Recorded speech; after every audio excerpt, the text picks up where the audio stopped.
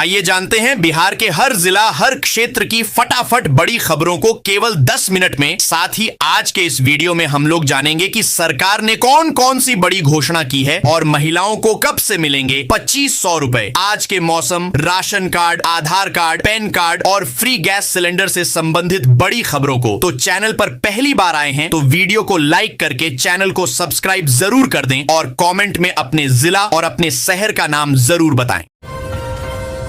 बिहार में ration card से वंचित पात्र परिवारों के लिए RCMS पोर्टल फिर से खोल दिया गया है, जिससे वे घर बैठे ऑनलाइन आवेदन कर सकते हैं। मधुबनी जिले में 13 अगस्त 2026 तक 60,994 नए राशन कार्ड बनाने का लक्ष्य निर्धारित किया गया है। मुख्यमंत्री सम्राट चौधरी ने पटना में राज्य स्तरीय सहयोग कार्यक्रम का शुभारंभ किया, जिसमें उन्होंने विभिन्न जिलों से आए लोगों की शिकायतें सुनी और कई मामलों का मौके पर ही निपटारा किया। मुख्य सचिव ने PM सूर्य घर मुफ्त बिजली योजना की समीक्षा की और बैंक गारंटी जमा न करने वाली कंपनियों पर कार्रवाई के निर्देश दिए। दरभंगा, पूर्णिया, औरंगाबाद, भागलपुर, नालंदा और पटना में कार्यरत कुछ एजेंसियों को नोटिस जारी किए गए हैं। गया जिले के सभी 331 पंचायतों में मुख्यमंत्री महिला रोजगार योजना के तहत जीविका सुधा दूध बिक्री केंद्र खुलेंगे। ये पहल महिलाओं को स्वरोजगार से जोड़ेगी और गांव में गुणवत्तापूर्ण डेयरी उत्पादों की उपलब्धता बढ़ाएगी। आवेदन प्रक्रिया जारी है। बिहार सरकार की मुख्यमंत्री होमस्टे प्रोत्साहन योजना में मंदार पर्वत और ओढ़नी डैम को शामिल किया गया है।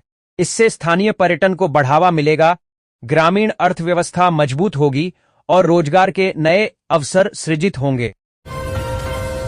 सारण जिले में खरीफ मौसम 2026 से 27 में कमजोर मानसून के कारण सामान्य से 72.70% कम बारिश हुई है, जिससे धान की रोपनी बुरी तरह प्रभावित हुई है।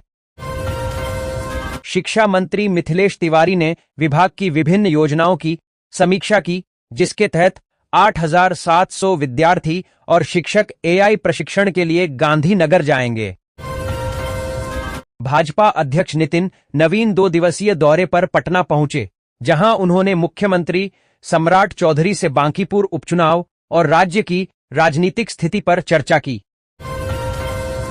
बिहार के सरकारी अस्पतालों में 1 अगस्त से साफ सफाई की जिम्मेदारी जीविका दीदियों को सौंपी जाएगी, जिसकी शुरुआत पटना के PMCH से होगी।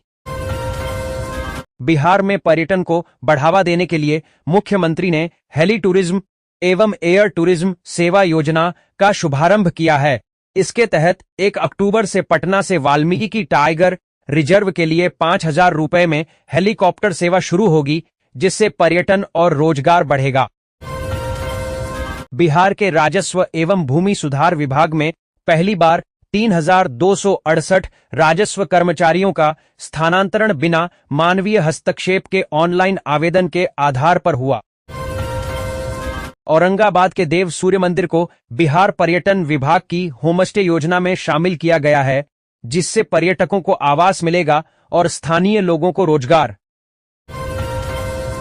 CBSE 10वीं की दूसरी बोर्ड परीक्षा का परिणाम 15 से 18 जुलाई के बीच आने की संभावना है। परिणाम में देरी से बिहार में करीब 50,000 छात्रों का 11वीं में नामांकन अटका हुआ है। जिला पदाधिकारी वैभव श्रीवास्तव ने राजस्व एवं भूमि सुधार विभाग की समीक्षा की, जिसमें सोनपुर अंचल में 900 एकड़ सरकारी भूमि की जमाबंदी रद्द करने को बड़ी उपलब्धि बताया। बिहार सरकार ने बढ़ती शहरी आबादी और आधारभूत संरचना के अनुरूप नगर निकायों के पुनर्गठन की तैयारी शुरू कर दी है। इसके लिए सभी जिलों से 30 अगस्त 2026 तक विलय, विस्तार, नए गठन या दर्जा बढ़ाने संबंधी प्रस्ताव मांगे गए हैं। सुप्रीम कोर्ट ने चारा घोटाले के देवघर कोषागार मामले में लालू प्रसाद यादव की जमानत रद्द करने से इनकार कर दिया है। कोर्ट ने CBI की झारखंड हाईकोर्ट के जमानत आदेश पर रोक लगाने की मांग भी खारिज कर दी।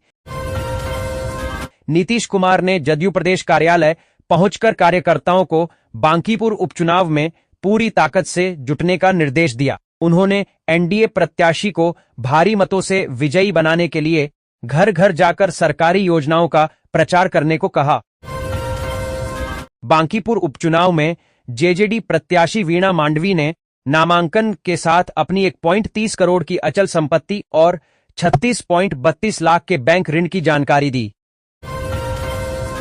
बिहार में 8 जुलाई से वीकेंड पर पटना, राजगीर, कैमूर और वाल्मीकि नगर के लिए हेलीकॉप्टर व छोटे विमान सेवा शुरू हो रही है। पटना की 10 मिनट की हवाई यात्रा 2100 रुपये में उपलब्ध है, जिसकी बुकिंग खुलते ही शुरुआती 3 दिनों की सीटें फुल हो गईं। दरभंगा में 2008 और 2010 के फर्जी शिक्षक नियोजन की जांच डीएम के आदेश पर शुरू हो गई है, जिसमें कई पंचायतों में बड़े पैमाने पर अनियमितताएं सामने आई हैं। जांच के लिए तलब किए गए पंचायत सचिव सुनवाई में उपस्थित नहीं हुए। किशनगंज में एक महिला के बैंक खाते में अचानक 740 करोड़ रुपए दिखे, जो 2 दिन बाद शून्य हो गए और खाता फ्रीज कर दिया गया। बैंक इसे तकनीकी गड़बड़ी मान रहा है, जबकि यह घटना पूरे इलाके में चर्चा का विषय बनी हुई है। उत्क्रमित मध्य विद्यालय झिकटिया की शिक्षिका पर पंचायत द्वारा 45,000 रुपए का अर्थदंड लगाने का मामला गरमा गया है, जिसे शिक्षा विभाग ने अवैध बताया है। राज्य सरकार शहरी क्षेत्रों में आवास बोर्ड की खाली पड़ी सरकारी जमीन पर किफायती और आधुनिक सुविधाओं से युक्त आवासीय परिसर विकसित करने की योजना बना रही है। बिहार में तत्काल टिकटों की धांधली पर रेलवे ने सख्त कार्रवाई की है। पवन एक्सप्रेस में 12 यात्रियों के पकड़े जाने के बाद विशेष निगरानी सेल गठित किया गया है। बीआरए बिहार विश्वविद्यालय स्नातक सत्र 2026 से 30 के लिए चौथी मेरिट सूची इसी सप्ताह जारी करने की तैयारी में है, जिससे 40,000 से अधिक प्रतीक्षा सूची वाले छात्रों को उम्मीद है। बिहार सरकार जमुई में लौह अयस्क और बांका में तांबा सीसा जस्ता के नए खनिज ब्लॉकों की नीलामी करेगी।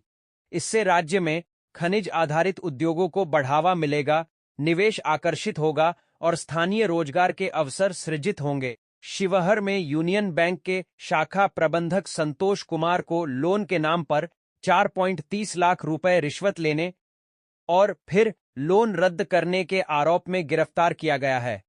यह गिरफ्तारी एक दुकानदार की शिकायत पर कोर्ट के आदेश के बाद हुई, जिसके चलते बैंक का कामकाज भी प्रभावित हुआ। बिहार में मानसून के आगमन के 1 माह बाद भी सामान्य से 43% कम वर्षा दर्ज की गई है, जिससे खेती किसानी प्रभावित हो रही है।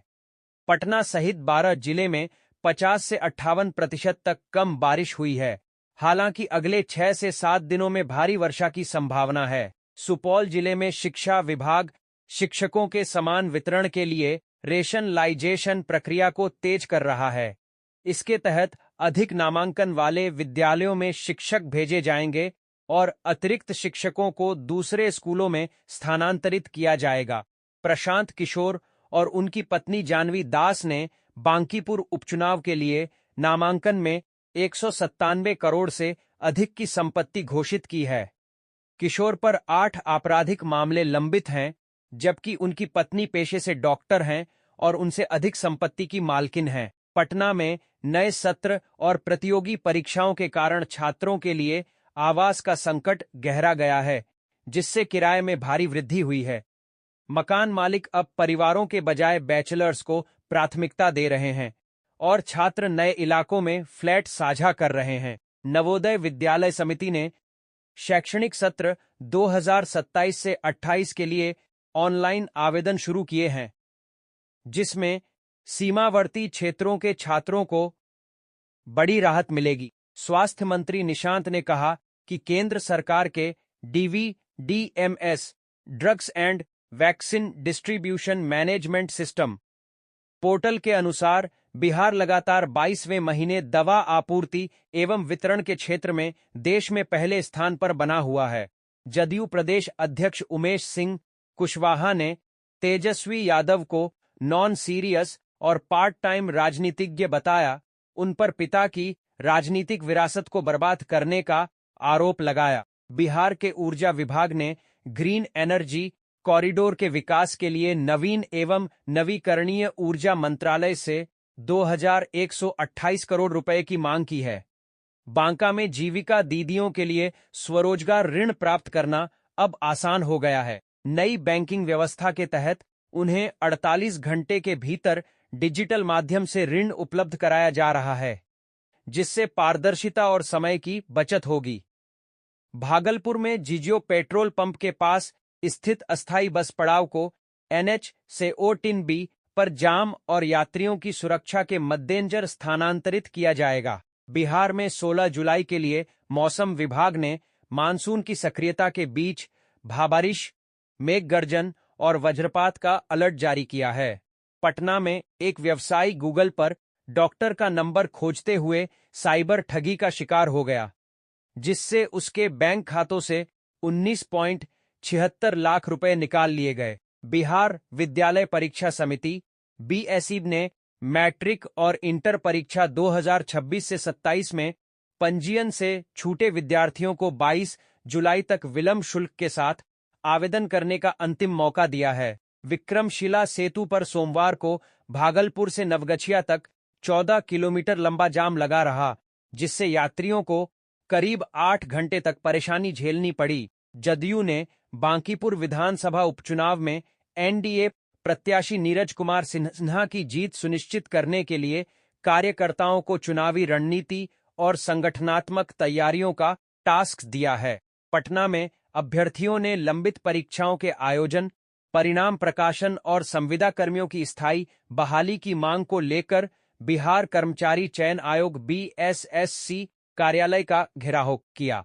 वंदे भारत एक्सप्रेस में तकनीकी खराबी के कारण पटना से रांची जाने वाली ट्रेन सोमवार को 2 घंटे 8 मिनट की देरी से रवाना हुई। पटना मेडिकल कॉलेज एवं अस्पताल PMCH में आउटसोर्सिंग कर्मियों की हड़ताल से उपचार सेवाएं प्रभावित हुईं, जिससे मरीजों को साफ चादरें, दवा और भर्ती प्रक्रिया में दिक्कतें आईं। दानापुर रेल मंडल के फतुहा नटेसर रेलखंड पर हिलसा स्टेशन के पास एक खाली मालगाड़ी की 4 बोगियां पटरी से उतर गईं, जिससे करीब 5 घंटे तक ट्रेनों का परिचालन बाधित रहा। हादसे में कोई जनहानि नहीं हुई। हरनौत प्रखंड नालंदा में पात्र परिवारों के राशन कार्ड में नाम जोड़ने के लिए पंचायत स्तर पर विशेष शिविर आयोजित किए जाएंगे। अधिकारियों ने सभी कर्मियों को समयबद्ध तरीके से आवेदन प्राप्त कर सत्यापन करने और कोई भी पात्र परिवार वंचित न रहे। कच्ची दरगाह बिदुपुर 6 लेन पुल का काम 99.6% तक पूरा हो गया है।